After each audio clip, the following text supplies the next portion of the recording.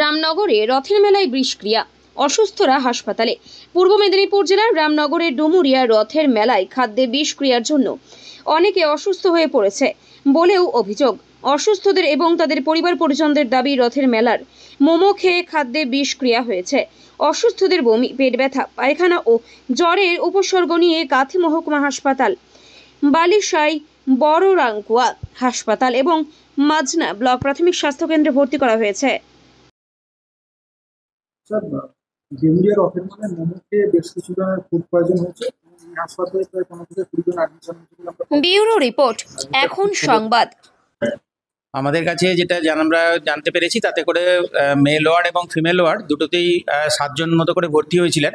তো এই 14 জনের মধ্যে আমরা আজকে সকালে 3 জনকে ছেড়ে দিতে পেরেছি, তারা ভালো ছিলেন। তো বাকিরাও মোটামুটি সুস্থ আছেন, স্টেবলি আছেন। তাদের 1-2 দিনের মধ্যে ডিসচার্জ করে দেওয়া হবে, এরকম আমরা যে ডাক্তারবাবু দেখছেন ডক্টর চঞ্চল দাস, মোটামুটি তার কাছ থেকে এই মুহূর্তেও খবর নিলাম, সবাই স্টেবল আছেন। মানে কি সমস্যা হয়েছে? ওই মোমো খেয়ে তো পেটটা গুড়গুড় করছে, পায়খানা, বমি, জ্বর, পেট ব্যথা। কবে হচ্ছে? কালকে থেকে হয়েছে। কোথায় মোমো খেয়েছে?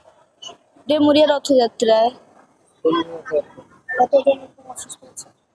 হ্যাঁ, অনেকে আছে, তবে আমি তো জানি না। আমি এখানে অ্যাডমিট হয়েছি। আপনার পরিবারে কজন? পরিবারে 4-5 জন মতো অসুস্থ হয়ে পড়েছে। কি ঘটনা ঘটেছে? ঘটনা বলতে ডেমুরিয়া মেলাতে সব প্রায় 6-7 দিন হতে মেলা হয়ে গেছে। তারপরে মোমো দোকান দুটো ছিল, একটাতে মোটামুটি ঠিক ছিল, আর একটাতে শনিবার দিন থেকে যারা খেয়েছে তাদেরই সবার ফুড পয়জনিং হয়েছে মনে হয়। তাও মোটামুটি মাজরা হাসপাতাল আর এখানে নিয়ে মোটামুটি আপনার 50-60 জন হয়তো চলে এসছে, আর হয়তো বেশি হতে পারে। আমাদের শুধু নিজের পরিবারেই আমাদের 5 জন হয়ে গেছে।